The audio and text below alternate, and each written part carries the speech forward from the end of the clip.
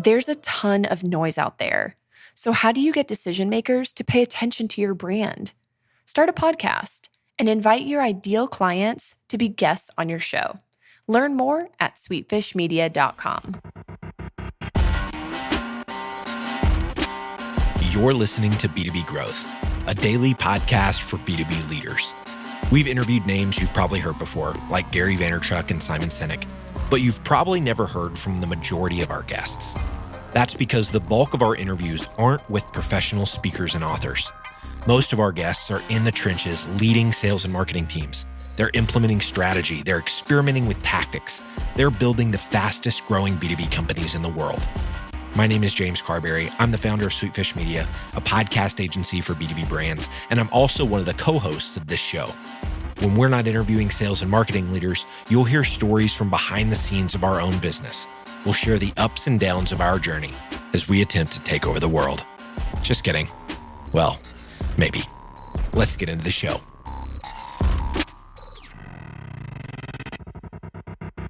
Hey everybody, Drew McLellan here from Agency Management Institute, back again in the host seat for the agency track of B2B Growth. Always grateful that the folks there invite me to come back and do this every month. So thank you to them for letting me spend some time with you. Today, what I want to talk about is the metrics that matter to an agency. But before I do that, I want to introduce myself to those of you who are not familiar with me or AMI. AMI is Agency Management Institute. We've been around since the 90s, and our job is to help agency owners run the business of their business better. So we focus on the back of the house things like finance and metrics and whether or not you're making money, employee issues, biz dev strategies, succession planning, growing your leadership team, all that sort of stuff, all the stuff that clients don't necessarily see, but are critical to you being able to actually serve clients. So that's what we spend our time doing. And today what I want to talk about is, I want to talk about some financial metrics that you should be tracking on a regular basis.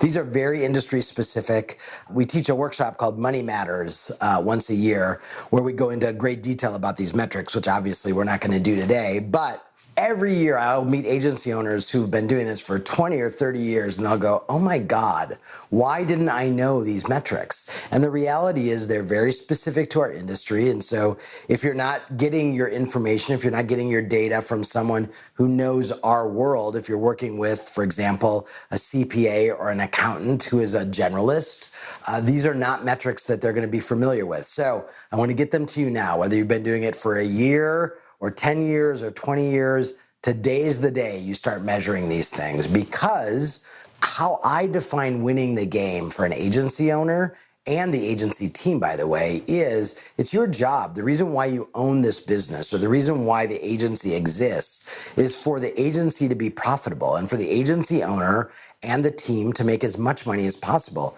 That is not a dirty thing. That's not a bad thing. You are in business to make money. You absolutely, the way you make money is by adding value and providing value to clients. So I'm not saying make money in a way that is unethical or doesn't have integrity. Have incredible integrity, deliver incredible value, but don't do it for friggin' free.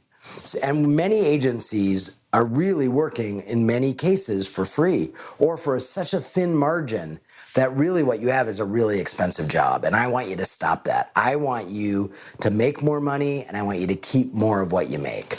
And the way you do that is by understanding the rules of the game, the financial game that is agency management, so you can play it with great skill and great strategy. And the start to that is measuring the metrics that matter, because you all know that whatever you measure, you actually pay more attention to, and that's the needle that you move. So what you measure matters. It really is that simple.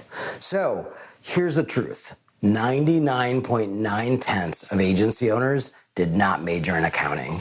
And if we're really honest, most of us went into marketing or advertising or PR to avoid math classes in college. So we are not prone to be math-centric. We are not prone to understand general accounting. And the good news is If you understand the metrics that I'm going to walk you through in this podcast episode, you don't have to be an accountant. You don't have to understand the GAAP principles of accounting. You just need to look at these numbers every month or every quarter, and you're going to know in an instant whether or not your agency is healthy. So here's some things that you should measure. And I'm going to give you a laundry list, then I'm going to tell you about some key metrics. Number one, absolutely the foundational fact inside an agency where you get all of your data, it starts and ends with timesheets. I know there are consultants out there that say, oh, if you don't bill by the hour, you don't have to do your time. Timesheets have nothing to do with billing. Timesheets have everything to do with asset allocation. Are you using the resources you have, the people on your team? Are you using them well? Are you using them efficiently? Are you pricing them appropriately? Are you telling a client something is going to take 3 hours when the reality is it always takes 7 hours? You don't know any of those things if you don't have daily timesheets. And you, my friend, you, the owner of the agency, also need to do a timesheet. I can hear you now. I don't do any billable work. I don't do any client work. I don't have to do a timesheet. I promise you, you do have to do a timesheet. We need to know how you're spending your time as well, because if anything, if nothing else, it's going to tell you you're not spending it where you should be spending it on biz dev and other things, that you're getting sucked into client crises or other areas. And without the timesheet, you don't really have any idea how bad of a problem that is or how well you're doing at avoiding that problem. So everybody on the team needs to do daily timesheets. So here's some other things you need to track. Gross revenue and the growth of that gross revenue. AGI, which hopefully you know, is gross revenue minus cost of goods. So cost of goods are going to be media, printing, software that you only buy for, let's say you're a media shop and you have planning and buying software that you would not have inside your business if it weren't for the fact that you're buying media for clients. So anything that is a card cost to you, including contract labor, by the way, that is bought in service of clients. So rent, lawyers' fees, things like that, that's just overhead expense. But a lot of your software, all of your contractors, printing, media, all of that is a cost of goods. So gross revenue minus cost of goods equals your adjusted gross income, or AGI. And the AGI is the money you actually get to keep to run your agency. And so that is, you're going to spend that on loaded salaries, you're going to spend that on overhead, and you're going to spend that on profit before taxes. So that's the number you need to track, is AGI. I also want you to track how you're spending the AGI. So what I want you to be spending your AGI on is 55% of your AGI should be spent on loaded salaries. 25% of your AGI should be spent on overhead, which will leave you 20% for profit. Now, in our world today, right now, employees are coming at a very expensive premium. They know that they're in demand. In most cases, they have multiple job offers. So we are overpaying for employees right now. When there is an economic correction, if there is one coming, that will change. All of a sudden, salaries begin to readjust. But right now, you're probably overpaying. So it may be that your salaries are at 60% or 62%. I want you to make adjustments in the overhead category so that the two of those, overhead and salaries, are no more than 80%. What I want you to stop doing is robbing it out of the profit bucket. I want you to try and leave that at 20%. Why? Because I want you to make more and keep more of what you make. So I want you to measure that. What is our AGI? Month over month, quarter over quarter, year over year, and how are we spending it? Another thing that you need to be measuring is how many months of cash do we have on hand, so total overhead versus our overhead. So ideally, you have at least 2 months of cash in the business that is liquid that you can get to, and then another 2 months outside of the business that the owner has that they could lend into the business if they have to.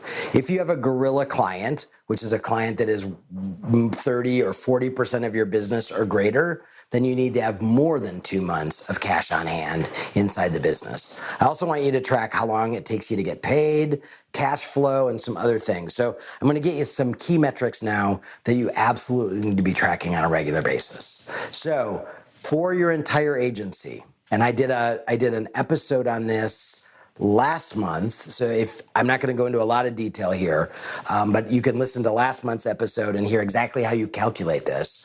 But for your entire agency, billable people, non-billable people, owners, CFOs, whoever it is, anyone who gets a W-2 from you, you need to take all of their time, all of the time that they could work, and you want the 75% of that time for all of them, not by person, but as a group, 75% of that time needs to be billable.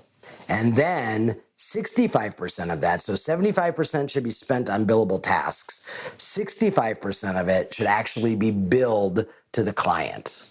So 75% billable, 65% utilized. And again, if you want more detail on that, go back to last month's episode where I talked for a long time about how to calculate that. So that's a key thing, billability and utilization. Then I want you to measure the amount of revenue that you're getting from your existing clients. So how much new revenue are we getting from our existing client base? And your goal should be 60 to 70% of your net new revenue year over year should come from existing clients. So when I talk to agencies about their biz dev goals and their plans to grow the agency, they always talk to me about prospects, people that they're not doing work with at all right now. And what I'm saying to you is more than half of your new revenue should come from the clients you already have.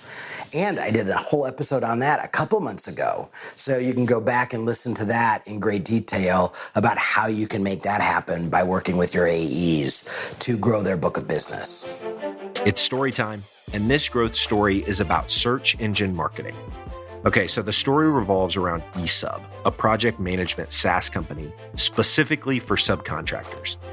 Even though eSub had incredible customer retention, they struggled with growth. Being a niche service, they discovered that there was little demand expressed for their solutions within search engines. To take on this challenge, eSub hired Directive Consulting, the B2B search marketing agency. After refining targeting, pre-qualifying clicks within ad copy, and developing custom landing pages, Directive was able to increase eSub's marketing qualified leads by 71%, while decreasing their cost per lead by 65%. I have a hunch that Directive can get these kind of results for you too. So head over to directiveconsulting.com and request a totally free custom proposal. That's directiveconsulting.com. All right, let's get back to this interview. Another thing I want you to do is I want you to look at the new business prospects on your target list. And if anyone on that list is less than, that you believe their spend would be less than 10% of your current AGI, I want you to take them off the list. Stop chasing after the minnows. I want you don't have to go after a whale. I'm not saying you have to only go after people who are 50 or 60% of your AGI, but I do want you to go after prospects that are big enough to matter, that are big enough to change the trajectory of your agency. And that number is about 10% of your adjusted gross income. So again, if you're $1 million agency, you should be chasing prospects that you think are going to kick off at least $100,000 of AGI. Now, that doesn't mean if somebody smaller comes and knocks on your door and has a project for you, you should say no. What I'm talking about is who you're proactively chasing after. Should be at least 10% of your current adjusted gross income. All right, so we've already talked about the 55, 25, 20, and the key to that is protecting the 20. So for many of you, this 55 is going to be heavy. You're going to be at 60. I have some agencies that are in the high 60s, depending on the employee mix they have. If you have a lot of dev people and folks like that right now, they are charging a premium price to work for us. And so your numbers may be out of whack, but if you're going to steal from something, steal from the overhead bucket, not the profit bucket. Because I want payroll and overhead together never to be more than 80% of your adjusted gross income. And by the way, that includes your W-2 income as well. If you are an owner, you absolutely need to be taking both W-2 income and draws, distributions, or dividends, depending on the legal structure of your business. But your W-2 income absolutely has to be included in that mix. And I am not suggesting that what you do is you squeeze down your W-2 income to make those numbers work. You need to pay yourself a reasonable wage. And you need to do that for a couple reasons. Number one, the IRS will say to you, or your state's labor division is going to say to you, that you are underpaying yourself in salary to overpay yourself in dividends. And the reason you're doing that is because you're trying to avoid taxes, and you can pay a huge penalty if you get audited and you get caught doing that. Number two, if you are underpaying yourself, what that means is you are not contributing significantly to your 401k or your simple IRA, because those are all salary based. And number three, the IRS is going to come back and say, you know what? If you got hit by a bus and the agency had to hire someone to do your job, then you would not pay them $60,000 or whatever small amount of money you're paying yourself. So you need to pay yourself a reasonable wage. For most agency owners in most markets, that's going to be about 130 grand, which is also the max that that's the salary amount that you're going to max out your Social Security. So another reason to pay yourself that. You know, your salary and your dividends or your distributions, however you categorize those pay you for two different roles that you play in the agency. Your salary is the job you do. So you're the CEO, you're the president, you're the biz dev guy, whatever that is. If you stop doing that work, the agency would have to hire someone else to do that work. That's what your salary is for. Your draw, your dividend, your distributions, that is the reward for being an agency owner and a business owner and taking the risks that come with owning a business. So you need to have both of those things coming into your pocket to reward you for the two roles that you play.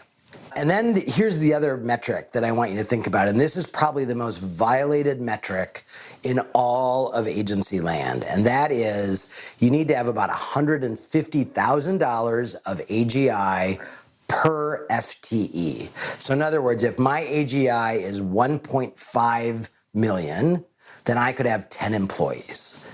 There is a range. $130,000 is a safe range. It's fine, but odds are you're probably only making single digit or 10% profit if you're at that point. So if you want to get back to my 20% profit, which should be your target, you want to get closer to the 150 of AGI per FTE. If you're anywhere near $100,000 of AGI per FTE, that it should be a huge red flag for you that you either are overstaffed or you are really over-servicing clients and everybody's busy and they're doing billable work, but you're not actually billing clients for it. But there's a problem there. You need to be examining that problem and sort of triaging what it is, and whatever it is, getting it fixed. So again, $150,000 of AGI per FTE. Another thing I want you to measure is the client mix and balance of your agency. So ideally, you would have no single client that is over 20% of your total AGI, and you would have no single client that is smaller than 5% of your total AGI. And if you do that, if you have clients, every client you have is bigger than 5% of your total AGI and no one is larger than 20%, that's an ideal balance. If any of those clients goes away, will it hurt? Will you have to pinch pennies for a little while? Yes. Are you going to have to do a massive layoff or cut or slash, expenses dramatically? No, you won't. So again, no single client over 20%, no client smaller than 5% of your AGI. So that I want you to have a balance and a mix of clients so that if any of them walk away, you're not at risk. Another client factor I want you to look at is profitability. You should have at least 10% profit from every client. Do not pay for the privilege of working for someone. Do not work for free. Do not work for pennies. Every client should kick off at least 10% profit. That is more than reasonable. Now, I'm not saying all your clients should only kick off 10% profit, because then obviously you're not going to get to the threshold of 20% profitability. But a client is acceptable at 10%. Anybody who is below 10%, you should have a plan in place to grow their profitability. And if you can't grow their profitability, you should have a plan in place for replacing that client and then saying goodbye. All right, so what I want you to do is I want you to take all of these numbers that I've given you, and I want you to build a dashboard. We've built a dashboard that includes a lot of these. We call it the AMI Financial Report Card. We will include a link to where you can download that in the show notes. It will give you a glance at your numbers very quickly. You only have to fill in a few numbers and then it calculates the rest. So you're more than welcome to download that and use it. It has a dashboard, a visual dashboard on the front end. So you will be able to use pictures to look at very quickly at whether or not you're healthy. But some of the things that I've talked about today aren't built into that spreadsheet. So you're gonna have to build an auxiliary dashboard, if you will, or another spreadsheet, whether it's in Google Sheets or Excel, to measure all of this. And then with your leadership team, I want you to review this scorecard on a regular basis. So if you meet with your leadership team weekly, probably once a month, you want to review these, because most of these, the needle's not going to move more than once a month, other than the timesheets being done every day. So you could check that every week. Are we at 95% compliance? But the rest of them are really monthly or longer term measurements. But if you don't measure them, and you don't then talk about them, and you don't examine the measurements so that you have a plan in place to adjust or celebrate if the numbers are great, then you're not going to move the needle on these numbers. So measure them, meet and talk about them, and make sure that they matter. That is the way for you to get to 20% profitability, which is, again, getting us to our goal of, I want you to make more money. I want you to keep more of the money you make. And I know that when I say you make more money and you keep more money, what that means is not that you're going to take it all, not that you're going to keep it all, but you can do all the things in your agency that you want to do. You can invest in professional development. You can give your people raises and bonuses. You can do team outings to create more camaraderie and team spirit for your team. All the things that you want to do around the culture, around the professional development, and around the retention of employees, all of those come with a very specific hard cost. And if you start measuring these metrics, you will be able to do all of those things and take more money home for you and your family. All right? If you're interested in AMI and you wonder what else we do, head over to agencymanagementinstitute.com. We are happy to have you come there. We have all kinds of free resources, ebooks, our podcast, Build a Better Agency, where we have a new episode every week. All of those things are there, at least a good starting point to find them. And I'm always happy to answer questions as well. Thanks for listening. I will be back next month with another episode. And again, thanks to our friends at Sweetfish for inviting me to do this. Talk to you soon. I hate it when podcasts incessantly ask their listeners for reviews, but I get why they do it, because reviews are enormously helpful when you're trying to grow a podcast audience. So here's what we decided to do. If you leave a review for B2B Growth in Apple Podcasts and email me a screenshot of the review to james@sweetfishmedia.com, I'll send you a signed copy of my new book, Content-Based Networking, How to Instantly Connect with Anyone You Want to Know. We get a review, you get a free book. We both win.